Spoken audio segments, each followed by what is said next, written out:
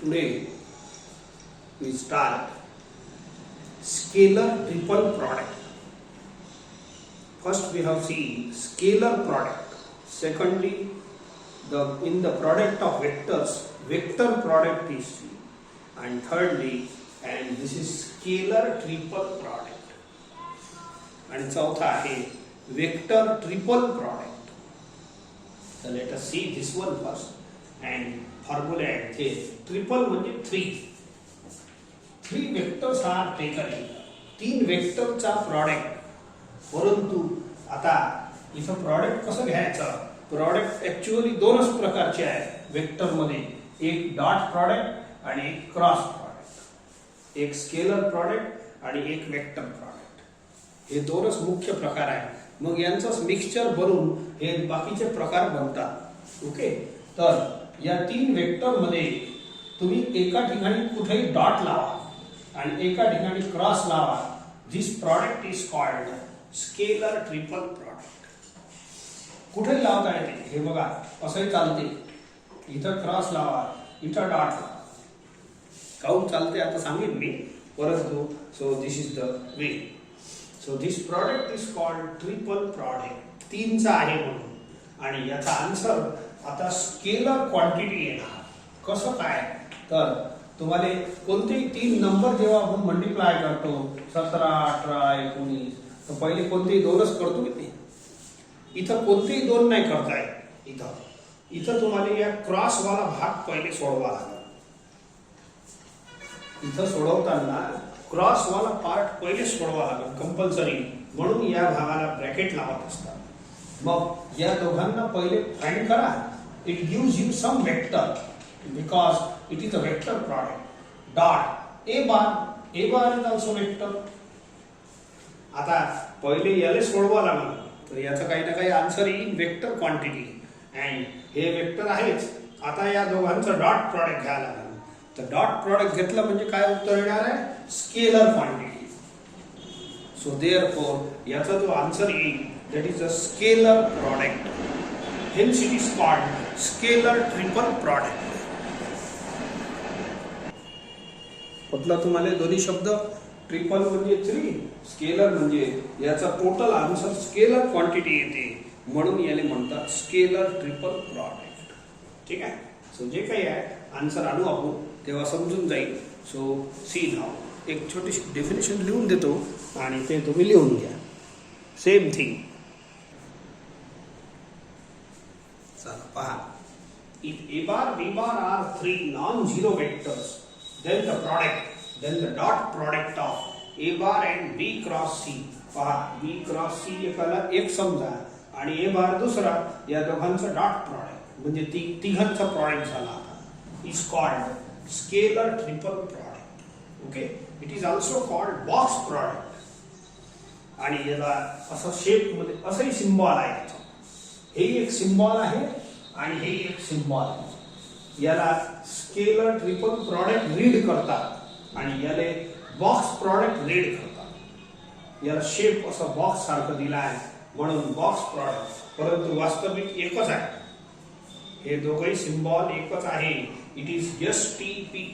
मी short मध्ये STP म्हणत असतो. Scalar triple product, box product चालते. याला हे बॉक्स शेप आहे म्हणून याला बॉक्स प्रॉडक्ट म्हणतात. ठीक आहे. इथं कॉमा लावायचा नाही.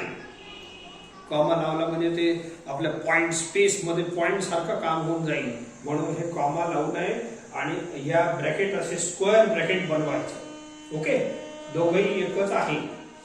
Now let us see formula to find STP, scalar triple product. चला पहा. आता a bar dot b bar cross c bar याच्यासाठी फॉर्म्युला कसं किंवा याला कॅल्क्युलेट कसं करायचं प्रॉब्लेम मध्ये ऐका. If a bar b bar c bar R such 3 vectors in space, i bar j bar k बार मध्ये हे वेक्टर्स आहेत. ओके, a1 a2 a3 हे b1 b2 नंबर्स आहेत. i j k unit vector. Okay, तर एक minute याला नंतर पाहू. पहिले तुम्हाला थोडेसे रिवाइज करतो. So a bar dot b बार जर घ्यायचा आहे तर आपण कसं काढलं होतं माहित आहे? ए बार डॉट बी बार. सो असं काढलेलं आहे coefficient of I into coefficient of हे कोएफिशियंट हा या दोघांचं dot product coefficient of I into coefficient of I असं plus coefficient of J into coefficient of जे plus coefficient of k into coefficient of k. So this was the way to find a bar dot b bar. एकदम simple method होती, खूपदा आपण वापरला आहे problems मध्ये. आता a bar cross c bar b बार जर काढायचं असलं तर याच्यासाठी सिंपल फॉर्म्युला सांगितला आहे. डिटर्मिनंट ऑफ पहिल्या रो मध्ये i j k लिहितो, ठीक आहे, आणि दुसऱ्या रो मध्ये ए बार चे कंपोनेंट म्हणजेच ए बार चे कोएफिशियंट ऑफ आय असं आय च्या खाली कोएफिशियंट ऑफ आय, जे च्या खाली कोएफिशियंट ऑफ जे, के च्या खाली कोएफिशियंट ऑफ के. हे झालं ए बार. आता शेवटचा रो बी बारचा असते. बी बारचा म्हणजे काय b1 b2 b3 असं कोएफिशियंट ऑफ आय जे के. तर हे झाले आपले जुन्या दोन प्रॉडक्टची revision, how to find this two products. आता याच्यासारखंच हे तिसरं वाला फॉर्म्युला आहे. ओके, याचा प्रूफ काही घेत नाही, तसं प्रूफ करता येते आणि आता बोर्डात काही येत नाही, तुम्हाला पुस्तकातही नाही आहे. ओके, सो ए बार डॉट बी क्रॉस सी याचा आन्सर कसं काढायचं, जसं यांच्या दोघांचे फॉर्म्युले किंवा स्टाईल शिकले तुम्ही तसं डिटर्मिनंट काढायचा आहे. पहिल्या रो मध्ये पहिल्या वेक्टरचे कंपोनेंट राहील. पहा ए बार आहे ना, तर ए बार बघा a1 a2 a3 म्हणजे लिहिताना क्रमाने लिहायचा. Coefficient of I, coefficient of J, coefficient of के. दुसऱ्या रो मध्ये बी बार लिहायचा. पहिल्या रो मध्ये ए बार पहिला वेक्टर, दुसऱ्या रो मध्ये दुसरा वेक्टर बी बार. पहा b1 b2 b3 coefficient of I, coefficient of J, coefficient of के. तिसऱ्या रो मध्ये तिसरा वेक्टर सी बार. पहा c1 c2 c3 coefficient of I, coefficient of J, coefficient of K. हे दोघांपेक्षा सिंपल फॉर्म्युला आहे. So again see how to read. हे STP काढासाठी आपल्याला डिटर्मिनंटचा वापर करायचा आहे. एकदम सोपा. पहिल्या रो मध्ये पहिल्या वेक्टरचे कंपोनेंट a1 a2 a3. दुसऱ्या रो मध्ये दुसऱ्या वेक्टरचे कंपोनेंट याचे b1 b2 b3. तिसऱ्या रो मध्ये तिसऱ्या वेक्टरचे कंपोनेंट c1 c2 c3. खतम झालं खेळ. या डिटर्मिनंटला सोडून घे जा, you will get a scalar answer. काही ना काही आन्सर येईल. That is the answer of this product. आपण बघू प्रॉब्लेम मध्ये. सो त्यापूर्वी समजा एखादा प्रॉब्लेम घेतला असतं, पण त्यापूर्वी फॉर्म्युले घेणं आवश्यक आहे. या एसटीपीच्या प्रॉपर्टीज घेऊन टाकतो. ऑल द फॉर्म्युले बेस्ड ऑन एसटीपी.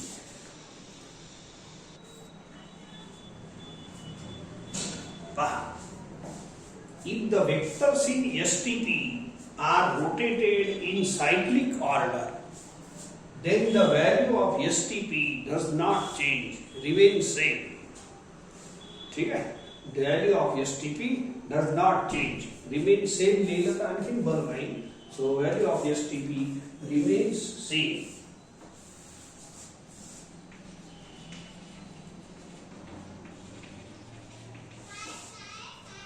ठीक आहे.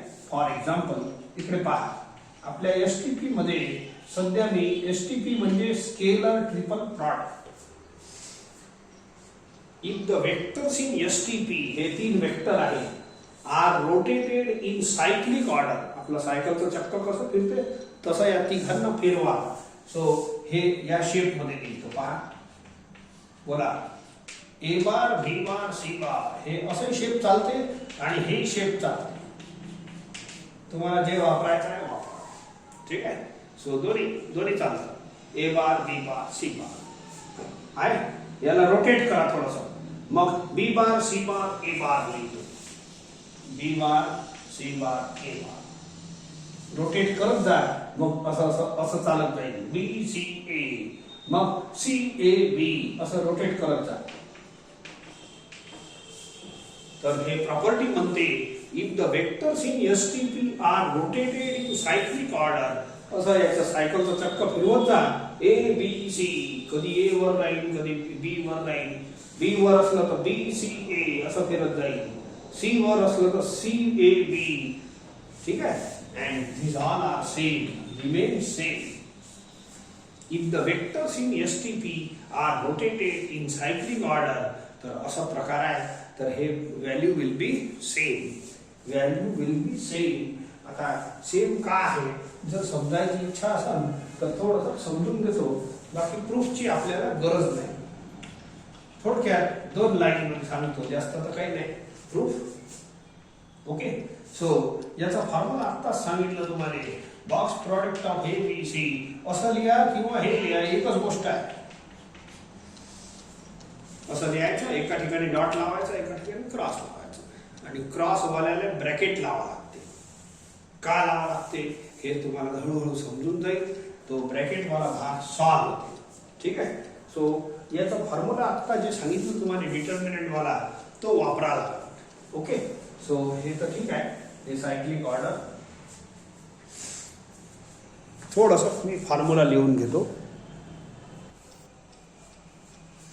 आता या एसटीपीचा फॉर्म्युला आता जे तुम्हाला सांगितलं आहे पहा, असा शेप लिहा, नाही तर ए बार डॉट बी क्रॉस सी चालते.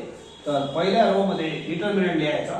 पहिल्या रो मध्ये पहिला वेक्टर हे बघा, a1 a2 a3, a1 a2 a3. दुसऱ्या रो मध्ये दुसरा वेक्टर b1 b2 b3. तिसऱ्या रो मध्ये तिसरा वेक्टर c1 c2 c3. तर आता मी काही एवढे वेक्टर काही लिहत नाही, डायरेक्ट हे फॉर्म्युला लिहून घेतो. आताच तर लिहिलं तुम्ही. So this gives you a1 a2 a3. पहिल्या समजा मी हे 3 वेक्टर मानले, इथं लिहायला लागेल तुम्हाला. समजा प्रूफ लिहायचा आहे, असं प्रूफ येत नाही म्हणून काही करू नका. सो फक्त समजून घ्या how this formula works. Okay, so दुसऱ्या रो मध्ये दुसरा वेक्टर b1 b2 b3. तिसऱ्या रो मध्ये c बार आहे, तर तिसरा वेक्टर हे वाला c1 c2 c3. डिटर्मिनंट म्हणजे अशी प्रॉपर्टी आहे की जर तुम्ही कोणतेही 2 रोज इंटरचेंज केले किंवा 2 कॉलम इंटरचेंज केला तर याची डिटर्मिनंटची साइन बदलते. समजा R2 interchange with R1, R1 आणि R2 एकामेकांच्या जागेवर बदली केलं, मी इंटरचेंज केलं, तर b1 b2 b3 आणि a1 a2 a3 असा. पण या डिटर्मिनंटची साइन प्लस आहे तर मायनस होईल. समजा या डिटर्मिनंटचा आन्सर 5 येत असेल तर याचा -5 येईल. If you interchange the rows and columns, 2 rows किंवा 2 कॉलम इंटरचेंज केले तर साइन बदलते फक्त, बाकी काही नाही. तर मी त्या प्रॉपर्टीचा डिटर्मिनंटचा वापर करतो आणि असं लिहितो. एक काम आणखीन करतो, या 2 रोजला आणखीन इंटरचेंज करतो. हे इंटरचेंजचा symbol R2 interchange with R3. ठीक आहे, इज इक्वल टू इकडे लिहितो. So again sine will change. या दोघांना इंटरचेंज करा. R2 म्हणजे हे, R3 म्हणजे हे. सो याला असं लिहितो C1 C2 C3 आणि A1 A2 A3. तर आता मायनस आहे, मायनसचा होईल प्लस. पहिला row as it is. Okay, आता हे जे बॉक्स प्रॉडक्ट आहे एसटीपी आहे, याची तुम्ही स्टाईल शिकून घ्या. काय दर वेळेला एच पहिले राहणार गॅरंटी नाही. कोणता लाईन राहू द्या, 3 वेक्टर नक्की राहणार आहे आणि 3 वेक्टरला आपण या डिटर्मिनंट द्वारे सॉल्व करू. ठीक आहे, सो पहिल्या रो मध्ये डिटर्मिनंटच्या पहिल्या रो मध्ये हे पहिला वेक्टर असतो, दुसऱ्या रो मध्ये दुसरा वेक्टर असतो, तिसऱ्या रो मध्ये तिसरा वेक्टर असतो. एवढं लक्षात ठेवा. मग या डिटर्मिनंट मध्ये मी थोडंसं एक काम करतो. बोलो, पहिला रो कोणाचा आहे? b1 b2 b3 b बारचा, म्हणून पहिला b बार लिहितो. दुसरा रो पहा c1 c2 c3, तर दुसरा वेक्टर c बार लिहितो. आणि a1 a2 a3 हे तिसरा रो आहे, पहिला वेक्टरचा a बार. तर बोला या बॉक्स प्रॉडक्टची व्हॅल्यू एवढी बनतेच. बोलो, हे फॉर्म्युल्याची स्टाईल लक्षात घेऊन घ्या, कारण की प्रत्येक वेळेला ए पहिले बी नंतर सी नंतर असं क्रमाने राहणार नाही. तुम्ही धावता, मागे पुढे बसता, तर तसे हे विचारे मागे पुढे होऊन जातात. ठीक आहे. सो पहिल्या रो मध्ये पहिला वेक्टर, दुसऱ्यामध्ये दुसरा वेक्टर, तिसऱ्यामध्ये तिसरा. पाहून घ्या. आता उलट पहा. बोला बी बार. हे बी बार चे कंपोनेंट पहिला रो, सी बार दुसरा रो, ए बार तिसरा रो आहे. बरोबर. So this is the first part of the truth. हे दोन इक्वल झाले. पाहून घ्या. सायक्लिक रोटेशन मध्ये A B C is equal to B C A is equal to मोडला आहे तोही लिहून घ्यायचा. सो हे सिमिलरली चालत असते. आपल्याला प्रूफची गरज नाही, पण प्रॉपर्टीची गरज आहे.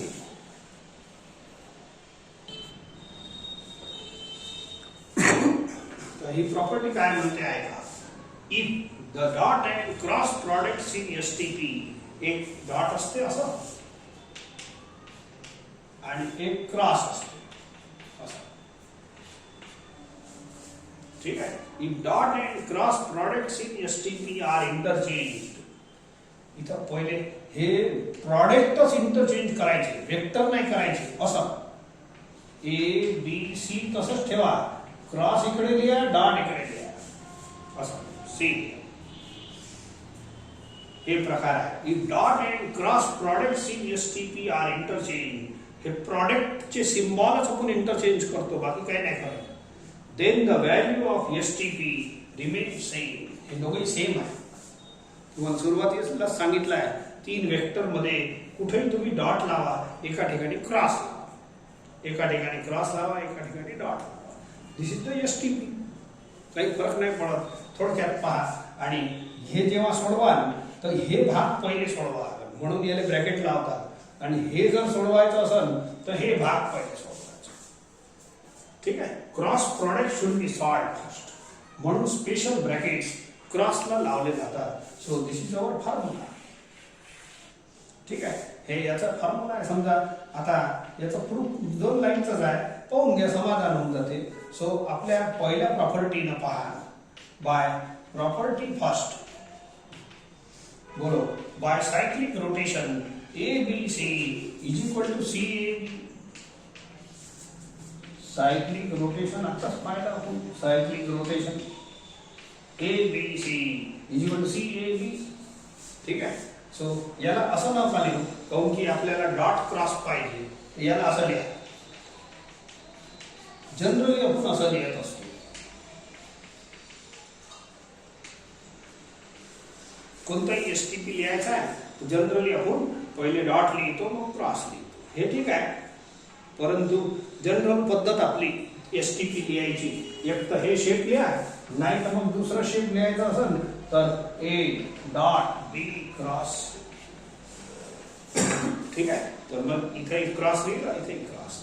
So this is the first property. ठीक आहे. आता तुम्हाला शिकवलं आहे dot product is commutative. A dot B is equal to B dot A असं डॉट प्रॉडक्ट मध्ये शिकवलं आहे. हे प्रॉडक्ट इंटरचेंज जरी केलं तरी काही फरक नाही पडत. ठीक आहे. याला एक काम करा, याला ए समजून घ्या. या ब्रॅकेटला, या ब्रॅकेटला ए समजा. बोला C dot A is equal to, can I write A dot C. हे याला एकच समजा. ब्रॅकेट आहे ना, ब्रॅकेट एकच समजायचं. ए याला इंटरचेंज करता येते डॉट प्रॉडक्ट मध्ये. So C dot A is equal to A dot C. पहा, बाय कम्युटेटिव्ह प्रॉपर्टी. हे प्रॉपर्टी कम्युटेटिव्ह होती. बोला आला प्रूफ. हेच तर होतं आपल्या प्रॉपर्टी म्हणजे आहेच काय. हे वाटल्यास लिहू नका. काय आता हे बॉक्स हे दोन्ही लिहिणं आवश्यक नाही. बस बाय प्रॉपर्टी फर्स्ट झाला 2 लाईन मध्ये प्रूफ. ठीक आहे. आपल्याला प्रूफची तशी गरज नाही, म्हणून तुम्ही काय याच्यात करता ते लक्षात ठेवा. डॉट आणि क्रॉस प्रॉडक्ट कुठेही लिहिता येते, एवढं लक्षात ठेवा.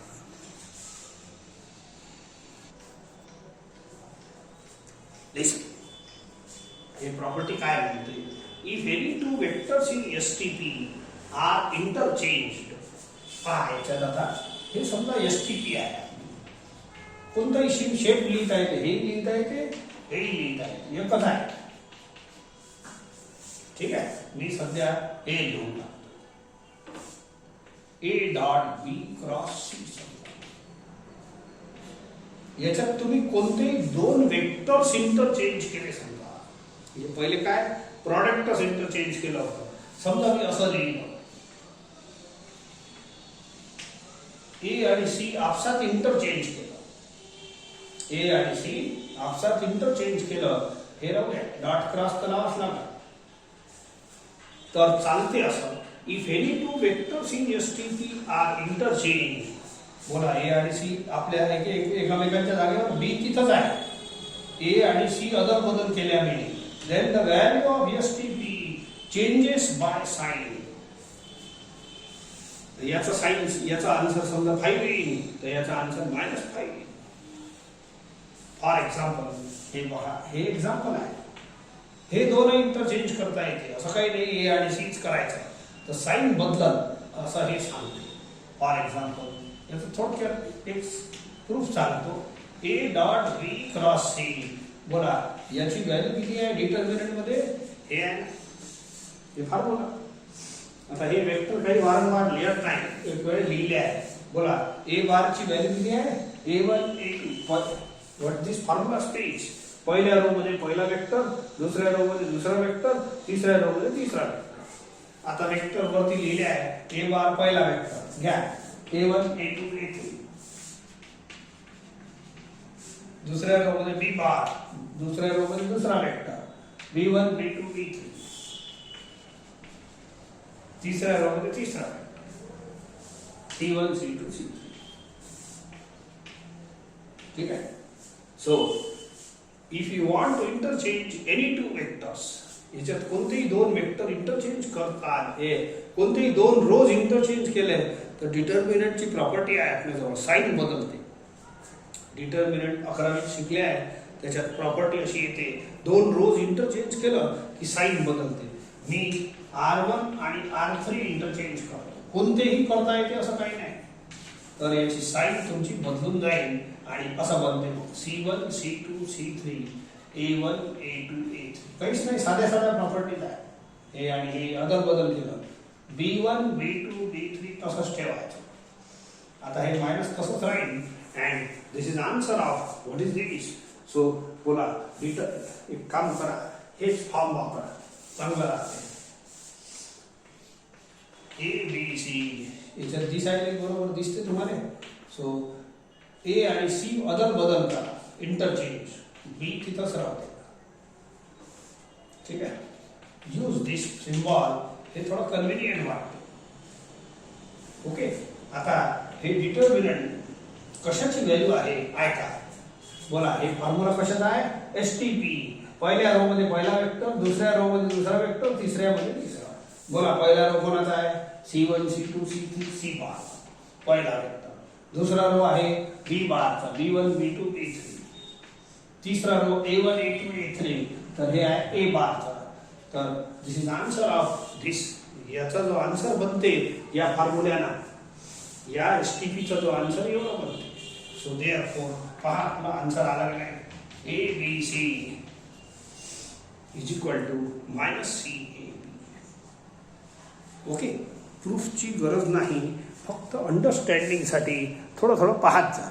मेन आहे तुमची प्रॉपर्टी. या प्रॉपर्टीचा वापर आपल्याला प्रॉब्लेम्समध्ये करायचा आहे. See the next property. If any two vectors in STP are same or identical, then the value of STP is 0. For example, ऐका, जर या STP मध्ये तीन वेक्टर तर राहतेच, तीन पैकी कोणतेही दोन जर सेम असले, for example A C C B काही द्या, जर कोणतेही दोन वेक्टर सेम असले तर या एसटीपी ची व्हॅल्यू 0 असते असं सांगते. कोणतेही दोन, if any two vectors in STP are identical same, then the value of STP 0. ठीक आहे. तर याला जर पाहायचं असेल तर पहा, समजा A C असं घेतलं, A B घेतलं तरी चालते. ओके. आणि एसटीपी ला सोडवण्यासाठी तुम्हाला या डिटर्मिनंटचा वापर करायचा. करा. सो डिटर्मिनंट, पहिल्या रो मध्ये पहिला वेक्टर, दुसऱ्या रो मध्ये दुसरा वेक्टर, तिसऱ्या मध्ये तिसरा वेक्टर. ऐका, पहिल्या मध्ये ए बार घ्या, A1 A2 A3. दुसऱ्यामध्ये ए बारच आहे, बी बार नाही घ्यायचा, ए बारच आहे. B1 B2 B3 म्हणजे सॉरी ए बारच आहे म्हणून हेच घ्या. दुसऱ्या रो मध्ये हेच घ्या, A1 A2 A3. तिसऱ्यामध्ये सी बार घ्या, C1 C2 C3. आणि डिटर्मिनंट मध्ये एक प्रॉपर्टी आहे, जर कोणतेही दोन रोज सारखे असले किंवा दोन कॉलम सारखे असले तर याची व्हॅल्यू 0 येते. तुम्ही सोडून पाहू शकता. एखादा एक्झाम्पल घेऊन 1 2 3 इथे 1 2 3 लिहिजा, इथं वेगळे नंबर लिहिजा. तर दोन रोज जर सेम असले, आयडेंटिकल असले, then the value will be 0. So since R1 and R2 are identical.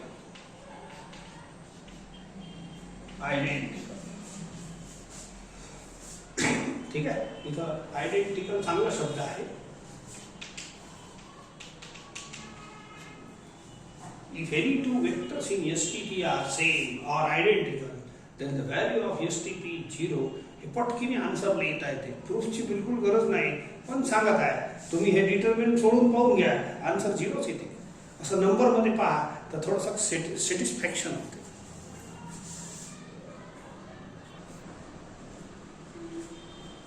आता पुढची प्रॉपर्टी म्हणते, if any two vectors in STP are parallel, जर तीन वेक्टर पैकी कोणतेही दोन वेक्टर पॅरलल असतील, then the value of STP is 0. ठीक आहे, चला पाहू. ओके, चला पहा. Let A bar is parallel to B bar. ठीक आहे, तर therefore आपण असं बोलू शकतो A bar is constant time of B bar. इथं K कॉन्स्टंट नका वापरू, काऊन की हे K बार वगैरे येते ना, म्हणून नाही वापरू. दुसरा कॉन्स्टंट वापरतो, लॅम्बडा. Okay, lambda. आता B बार ची व्हॅल्यू लिहा, हे वाली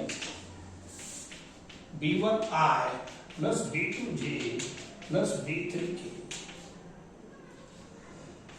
लॅम्बडाशी मल्टिप्लाय करतो, lambda B1I plus lambda B2J plus lambda B3K. ठीक आहे, सो दिस इज E बार.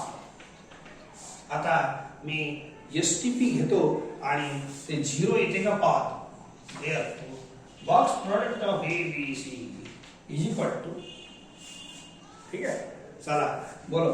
या डिटर्मिनंटच्या प्रमाणे आपण पहिल्या रो मध्ये पहिला वेक्टर लिहू, दुसऱ्यामध्ये दुसरा वेक्टर लिहू, तिसऱ्यामध्ये तिसरा वेक्टर लिहू. बोलो, पहिला वेक्टर A बार आहे. आता हे A बार न घेता हे मॉडिफाइड A बार घ्या. A बार लिहिताना कसं लिहितो, A bar coefficient of I मग कोएफिशिएंट ऑफ J. कोणताही वेक्टर लिहिताना हेच क्रम आहे, coefficient of I J K. बोला A बार हे घ्या, lambda B1 coefficient of I झाला, coefficient of J lambda B2 आणि लॅम्बडा B3. ठीक आहे, आता B बार घ्या. B बार तर आपल्याजवळ आहे, ठेवाना. सेकंड वेक्टर सेकंड रो मध्ये second vector B1 B2 B3. तिसऱ्या रो मध्ये तिसरा वेक्टर C बार, ठेवा C1 C2 C3. आता डिटर्मिनंटच्या प्रॉपर्टीज जर लक्षात घेतल्या तर हे पटपट तुम्हाला समजेल, आणि काही नाही समजलं तरी चालते. या फॉर्म्युला लक्षात घ्या. What is the formula? जर दोन वेक्टर पॅरलल असले तीन पैकी तर त्या STP ची व्हॅल्यू जे येते 0 येते. यांची एकाची प्रूफ इम्पॉर्टंट नाही आहे, बिलकुल महत्त्वाचे नाही आहे, विचारत नाही, but properties are used. Okay, आता डिटर्मिनंट मध्ये प्रॉपर्टी आहे, जर तुम्हाला अंदरून कॉमन घ्यायचं असेल तर कोणत्याही एका रो मधून घ्या, नाही तर एका कॉलम मधून घ्या. तर याच्यामधून मी लॅम्बडा कॉमन घेतो.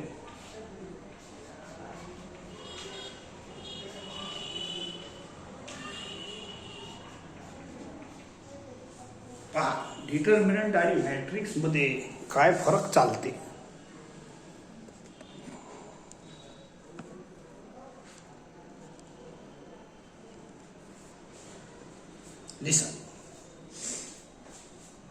समजा एखादा नंबर बाहेर आहे आणि अंदर मल्टिप्लाय करायचा आहे, तर मॅट्रिक्स जर असलं तर सर्वांना मल्टिप्लाय करा, आलं लक्षात. आणि डिटर्मिनंट जर असलं तर हे नंबर जो आहे ना तो एका रोलाच मल्टिप्लाय करावा लागते, कोणत्याही एका रोला, नाही तर एका कॉलमला.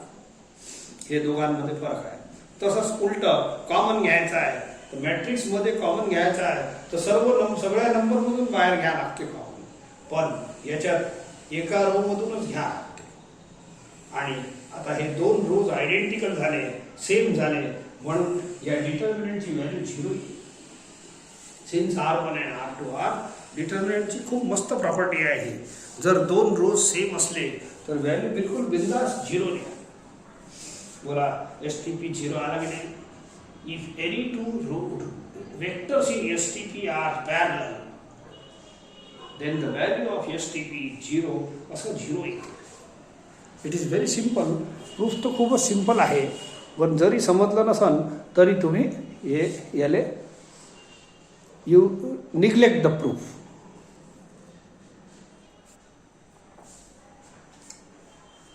A very important property in STP, condition of coplanar vectors.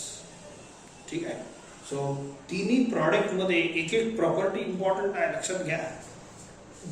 Dot product मध्ये दोन वेक्टर परपेंडिक्युलरची प्रॉपर्टी आहे, लक्षात घ्या. If and only dot product is 0. जर दोन वेक्टर परपेंडिक्युलर असले तर डॉट प्रॉडक्ट 0 असते. इफ अँड ओनली इफ आहे. जर डॉट प्रॉडक्ट 0 असलं तर वेक्टर परपेंडिक्युलर असतात. दुसरं क्रॉस प्रॉडक्ट मध्ये पॅरललची प्रॉपर्टी आहे. जर दोन वेक्टर पॅरलल असले तर क्रॉस प्रॉडक्ट 0 असते. आहे लक्षात.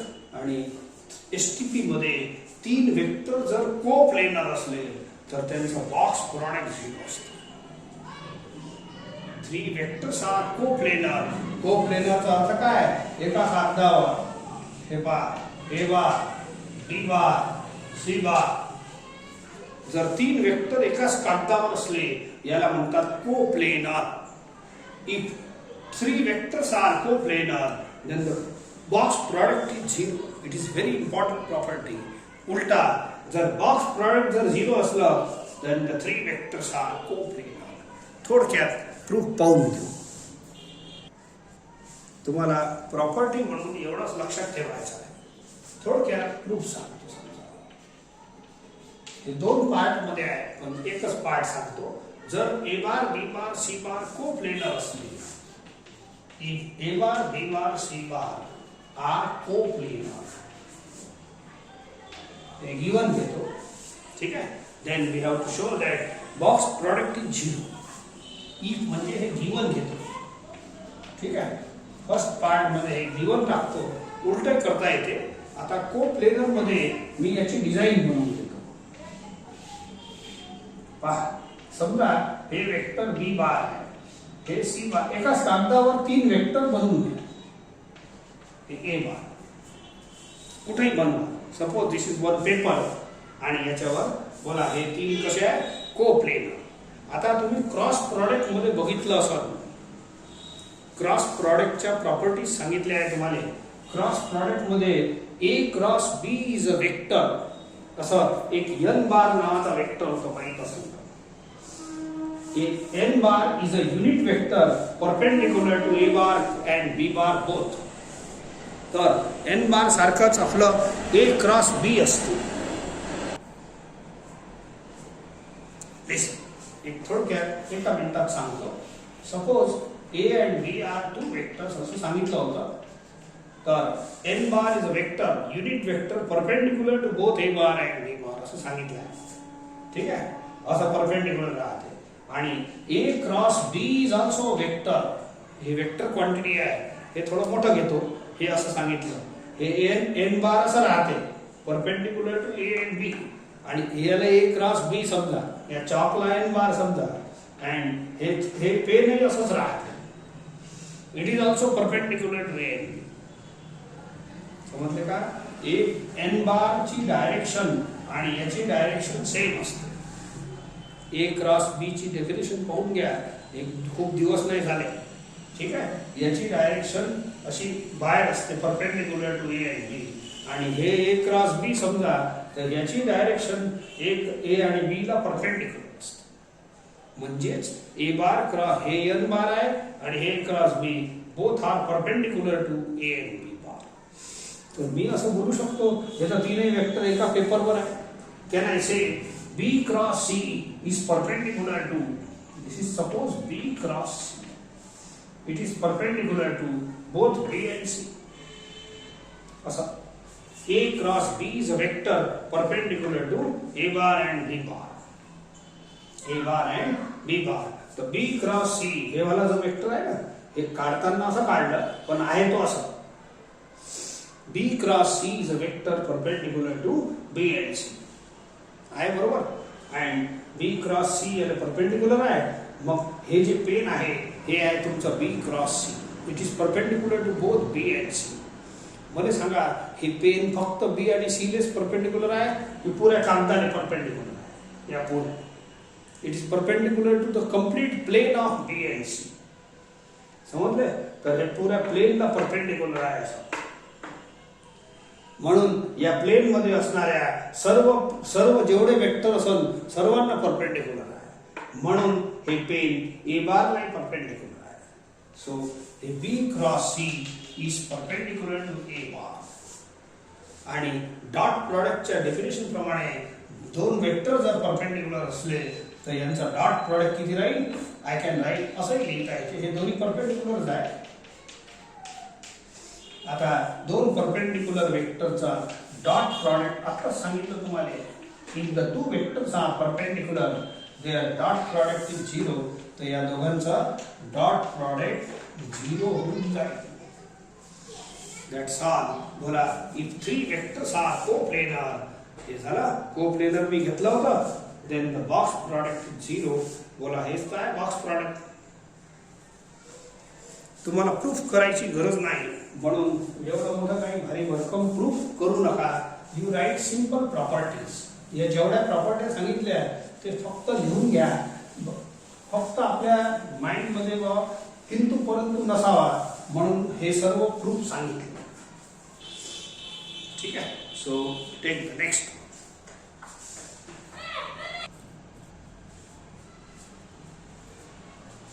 एक आणखी प्रॉपर्टी पहा. If the three vectors A bar B bar C bar are mutually perpendicular, तिन्ही एकामेकांना परपेंडिक्युलर आहे, जसं X axis Y axis Z axis, त्याच्यासारखे हे तीन वेक्टर आहे. then box product of A bar B bar C bar STP of A bar B bar C bar is equal to plus किंवा minus दोन पैकी एकच राहते. डिटर्मिनंट ऑफ ए डिटर्मिनंट आहे हे mod of A bar into mod of B bar into mod of C bar. याच्याही प्रूफची गरज नाही, हे काही खास नाही आहे प्रॉपर्टी. एखादा एक्झाम्पल घ्यायला असेल तर सांगू तुम्ही. ओके पहा. बोला आय जे के. एक छोटासा एग्जांपल या प्रॉपर्टीवर सांगतो. What is IJK? IJK are mutually perpendicular. I bar lies on x axis, J bar is along y axis and K bar is unit vector along z axis. Positive. ठीक आहे? तर यांचं या डेफिनेशन प्रमाणे answer किती येते? या फॉर्म्युले प्रमाणे हे तिघही म्युच्युअली परपेंडिक्युलर आहे. Then I can use this formula.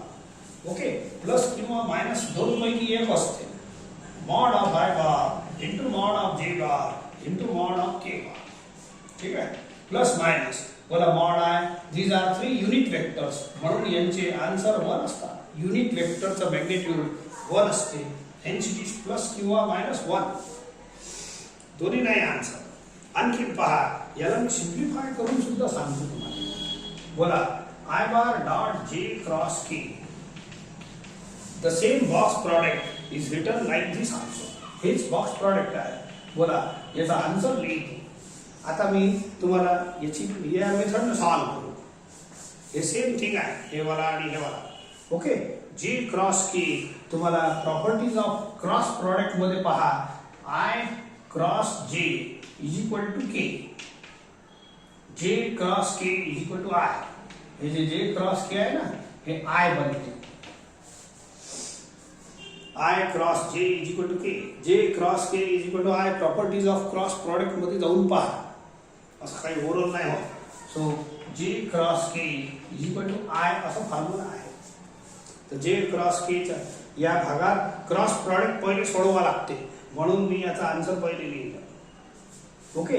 आणि आय डॉट आय, याला हे formula A dot A is equal to mod A square. Dot प्रॉडक्टचा फॉर्म्युला वापरा. तर बोला हे बनते मॉड आय स्क्वेअर आणि मॉड आय युनिट वेक्टर, म्हणून त्याची लेंथ 1 होते. बोला याचाही आन्सर 1 आलं, याचाही 1 आलं. हे प्लस किंवा -2 पैकी एकच राहील, 2 नाही राहणार. समजले का? दोन्ही नाही आहे.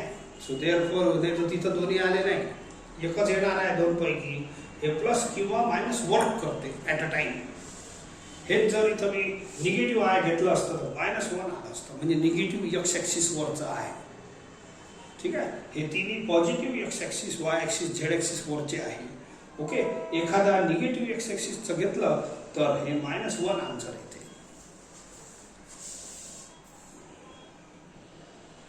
प्रॉपर्टीमध्ये तुम्हाला एक्झाम्पल लिहायची गरजही नाही, फक्त हे प्रॉपर्टी लिहा एवढं. ओके. आता 2 इम्पॉर्टंट फॉर्म्युले अप्लिकेशन ऑफ STP मध्ये आहे. नाव सी 2 मोर फॉर्म्युले. Volume of parallelepiped. हे पॅरलल पायपेट काय असते? हे आपल्या रूम सारखं रूम असते. आपल्या रूम मध्ये कसं असते? हे दिवाला एकदम चौकोन असते, दे आर रेक्टँगल्स. पण पॅरलल पायपेट मध्ये all the faces of the room are parallelograms. All the faces of the room are parallelograms. असं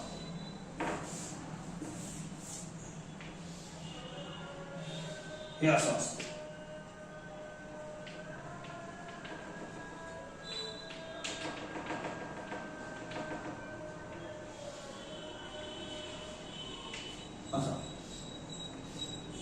So this is called parallel pipette. एकदम एक्झॅक्ट काही नाही. All the faces of the room, असं समजा ना, आपली room सारखी रूम आहे and all the faces are parallelograms. याले म्हणतात पॅरलेलो पायपेट.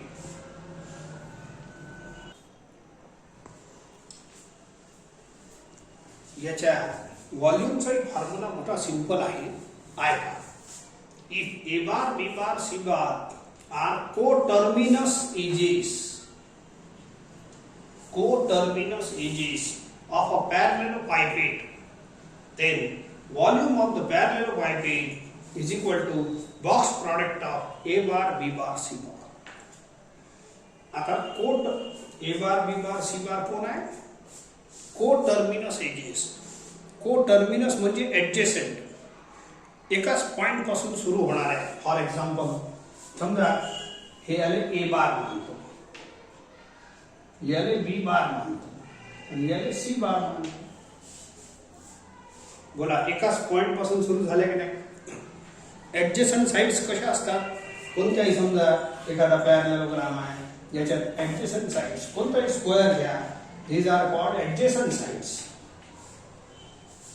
पॅरलेलोग्रामची एरिया माहित आहे. if A bar and B bar are adjacent sides, then area of the parallelogram is mod of A cross B. The same thing happens here. Plane मध्ये adjacent शब्द चालते, एकाच point पासून सुरू होणार आहे, शेजारी. ठीक आहे. मग हे असे एकाच पॉइंट पासून सुरू होणाऱ्या 3 साइड्स असतात, 3 एजेस म्हणतात. हे स्पेस मध्ये आहे, म्हणून याला कोटर्मिनस एजेस म्हटलेलं आहे. साइड प्लेन मध्ये शब्द आहे, एज स्पेस मध्ये आहे. तर को म्हणजे सेम, टर्मिनस म्हणजे टर्मिनल पॉइंट. सेम पॉइंट पासून सुरू होणाऱ्या साइड्स आर कॉल्ड कोटर्मिनस साइड्स. तर या फिगर मध्ये पहा, हे ए बार, हे बी बार, हे सी बार, याला कोटर्मिनस एजेस म्हणतात. A bar, B bar, C bar are coterminous edges of parallelepiped. हे आपलं पॅरलेलोपाइपेट आहे. तर व्हॉल्यूमचा फॉर्म्युला अगदी सिंपल आहे.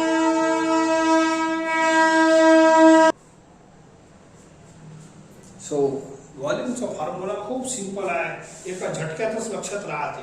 Volume of the parallelepiped is box product of A bar, B bar, C bar. A bar, B bar, C bar are coterminous edges. समजा आपली रूमची गोष्ट केली, room, volume of the room, आपलं रूम जे असतं ना ते त्याला रेक्टेंग्युलर पॅरलल पायपेट म्हणतात, क्युबॉइड म्हणतात. आपली जी खोली असते की नाही आपली रूम, याला असंच बोला, दीज आर पॅरलेलोग्राम्स म्हणून पॅरलेलो पायपेट नाव आहे. आपल्या रूम मध्ये सर्व फेसेस कसे असतात, रेक्टेंगल, म्हणून त्याचं नाव आहे रेक्टेंग्युलर पॅरलल पायपेट आपल्या रूमचा. आणि त्याच्या व्हॉल्यूमचाही फॉर्म्युला याच्यासारखंच आहे. Volume of the room is equal to length into breadth into height.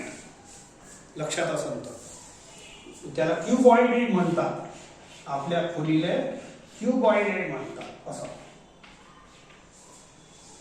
हे तर रेक्टेंगल्स आहे, ऑल फेसेस आर रेक्टेंगल्स. आणि या रूमचं volume of the room is length into breadth into height. तुम्ही असंच समजा, ही लेंथ आहे, ही ब्रेड्थ आहे, ही हाईट आहे, त्याचंच तर प्रॉडक्ट घेतलं इथं. हे तीन जे आहे हे त्याचंच तर काम करते. बोला, हे लेंथचं काम करते, हे ब्रेडचं काम करते आणि हे हाईटचं काम करते. So this is the product of length into breadth into height. असंच आहे, या फॉर्म्युल्यासारखंच हे फॉर्म्युला आहे, काही चिंता काम नाही, लक्षातही सोपंच राहते. आता याचाच भाऊ एक आहे टेट्राहेड्रॉन, त्याचे व्हॉल्यूम आहे. आता एक टेट्राहेड्रॉन फिगर येते, सॉलिड आहे, पण टेट्राहेड्रॉनचं थोडं संदर्भ आला आहे.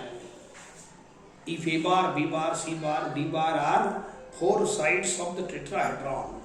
ठीक आहे, देन त्याचा मीडियनचा फॉर्म्युला आलेला आहे, सेंट्रॉइडचा. G bar is equal to, हे टेट्राहेड्रॉन सांगून देतो. टेट्राहेड्रॉन इज असं ट्रायंग्युलर झोपडी असते. ठीक आहे, हे पहा, इकडलं फेस ट्रायंगल, हे बघा, हे फेस ट्रायंगल, हे फेस ट्रायंगल आणि खाली ट्रायंगल आहे. अशी एक झोपडी राहा, मी ट्रायंग्युलर झोपडी बोलतो, त्याला बनवतो. दिस इज कॉल्ड टेट्राहेड्रॉन.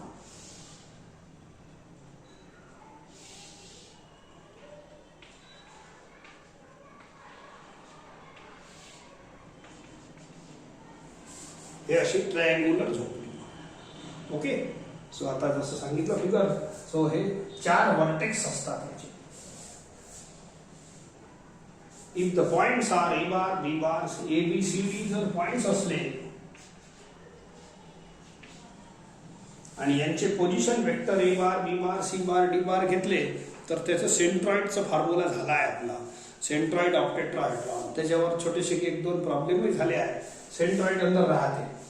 ठीक आहे, G bar is equal to A bar plus B bar plus C bar plus D bar upon 4. ट्रायंगलच्या सेंट्रॉइडचा मोठा भाग. ठीक आहे, हे जाऊ द्या, आता आपल्याला याचं काम नाही,